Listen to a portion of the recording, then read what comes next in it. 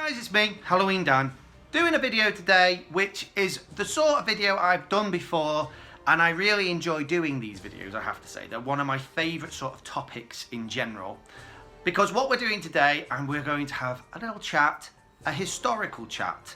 If you've never seen one of my videos before, or you're new to this channel, what you might not know is I love history. I love history, I love learning about all aspects of history, and history can sometimes be quite a surprising thing. It can take you by surprise. Something you think you know so well, actually maybe you don't. I've done several videos in the past about Halloween and where a lot of its traditions and things come from, and it's really kind of interesting because it's not set in stone as such, because no one really knows 100% where some of these traditions come from. And it's kind of fun to look back and kind of analyse these things like carving pumpkins and all that kind of stuff. Where does that come from? It's kind of interesting. I find it interesting anyway. But because we are less than a week away from the big event of Christmas, today we're focusing on Christmas and Christmas traditions and where those things come from. Why do we do certain things in the run-up to Christmas? And you might think you know, and maybe you do, but maybe you don't. So if this is the sort of thing that interests you, please stay tuned. Please comment and subscribe and like and all that fun stuff. If this is not for you, then maybe you want to go watch something else. But either way, let's get into this and let's have a little historical chat.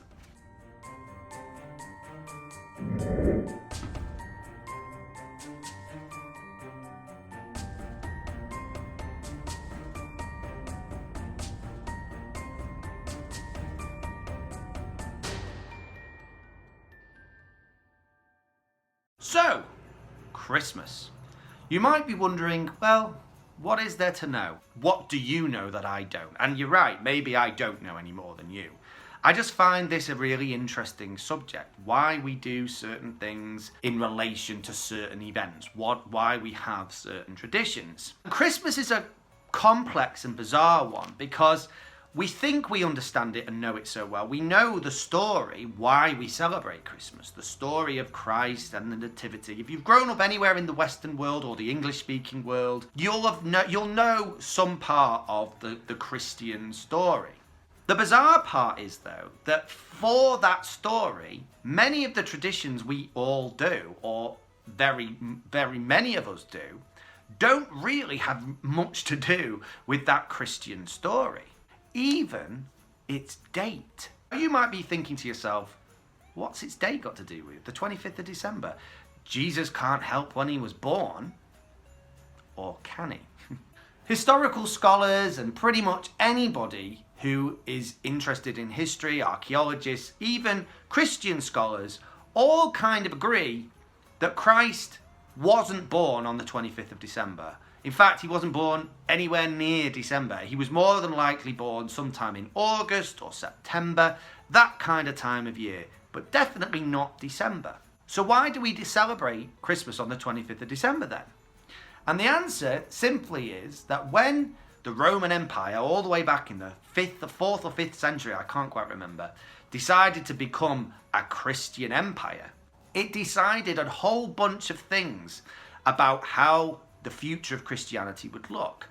And it decided a lot of things, everything from the date that Easter would fall on to the texts that would go into the New Testament, all kinds of different things. And they also changed the date of Christmas. Now, no one really is sure whether they actually knew the date that Christ was born at this point in history. Either way, the actual date has long since been lost. But they decided upon the 25th of December. And you might wonder why.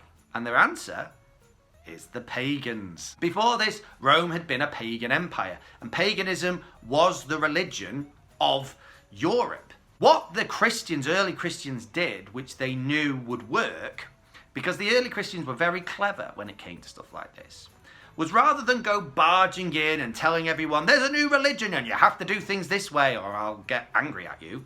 Instead, what the Christians did was they assimilated.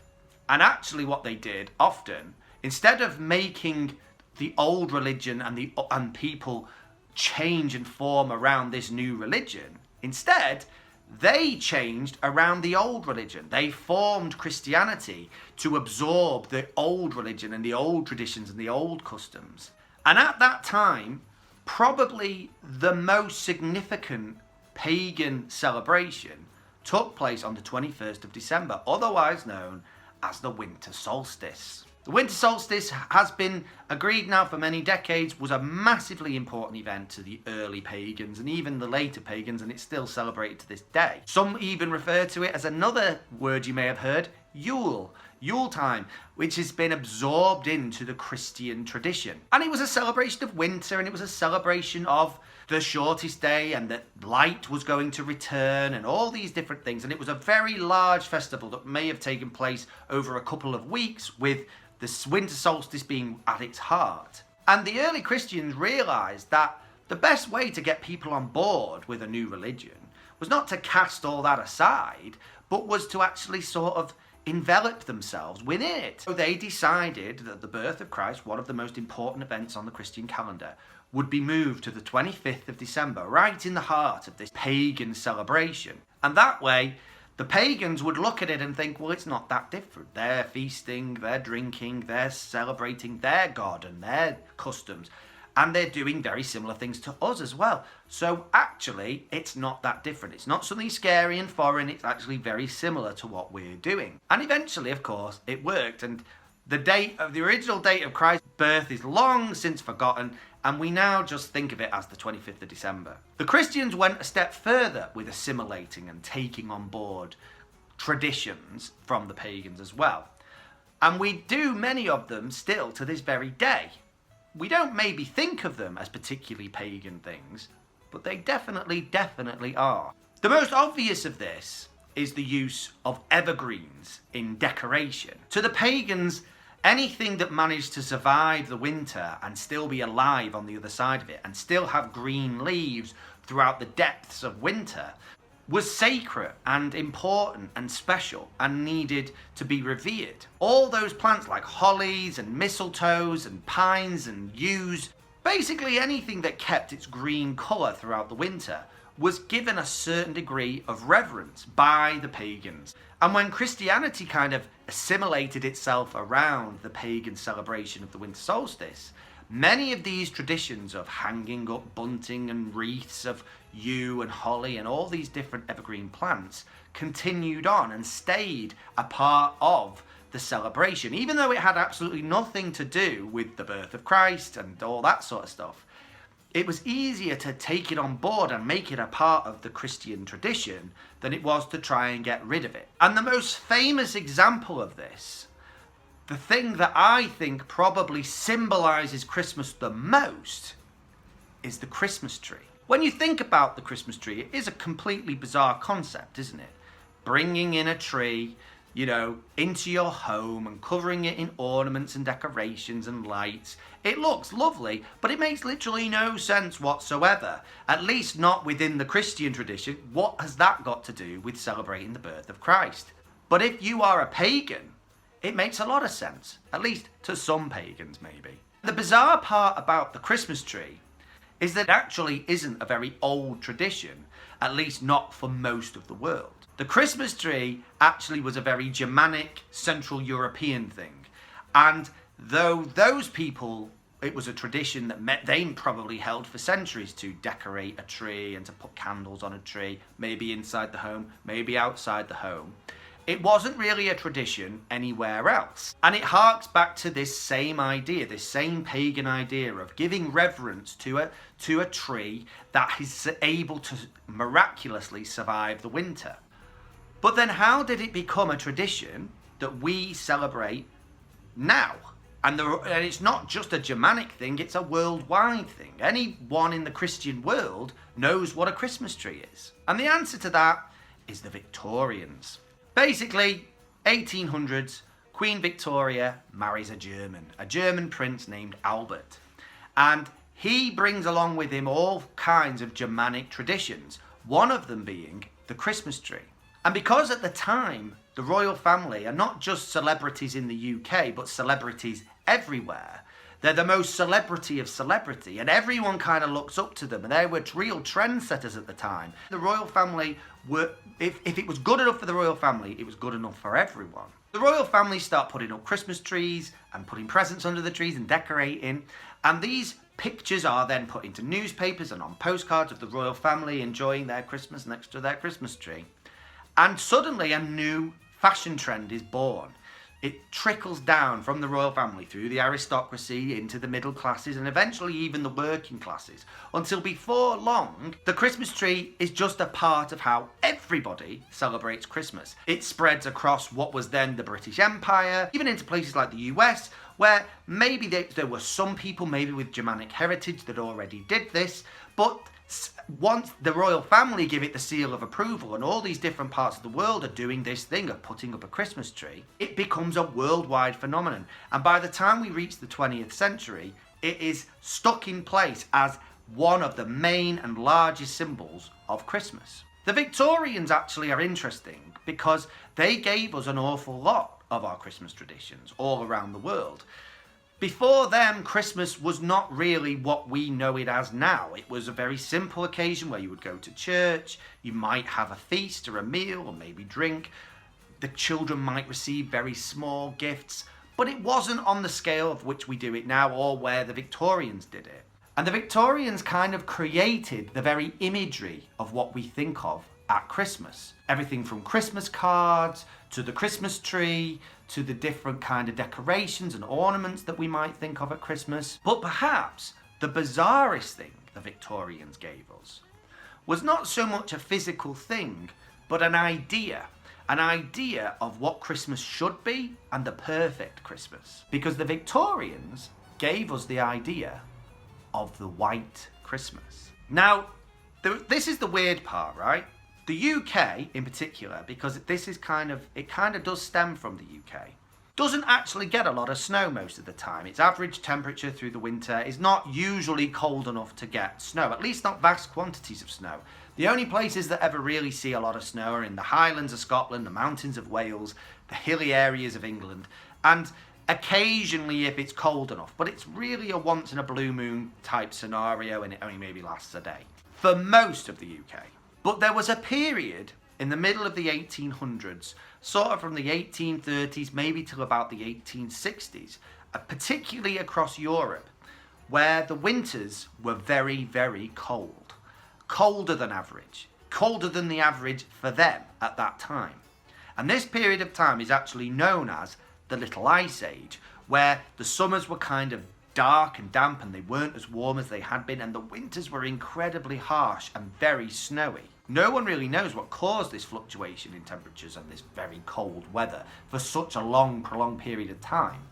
But it happened, and it became a part of Victorian society at that time. The celebration of Christmas became entangled with the celebration of winter and skating and ice skating and snowball fights and all that stuff. And at the exact same time as this is happening, this Little Ice Age period, there's a very famous writer writing his novels, and his name was Charles Dickens. And probably one of his, if not his most famous story, was A Christmas Carol, which of course takes place at Christmas time.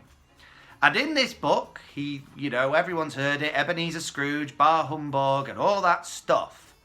But one of the things that stands out in this story is Dickens' description of how cold it is. How cold it was and how everywhere was snowy and icy and there were icicles and it was cold in the Ebenezer Scrooge's office, and the cold and the ice and the snow play such an important role in that Christmas story.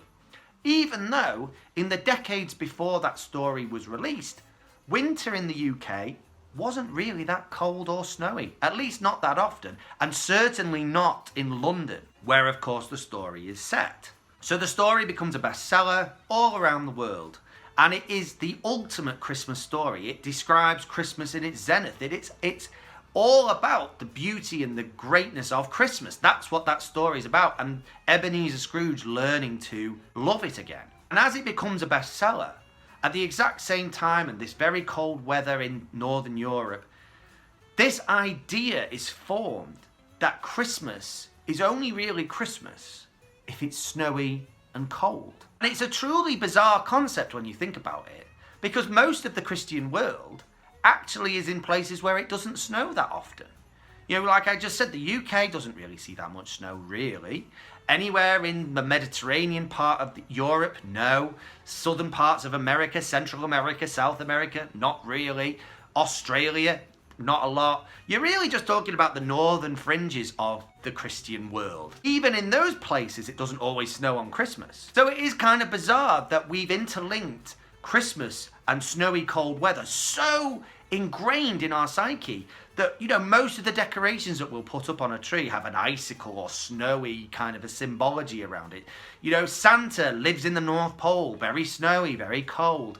Everything we do is to do with snow and ice and Christmas, and that's a big part of the imagery of Christmas.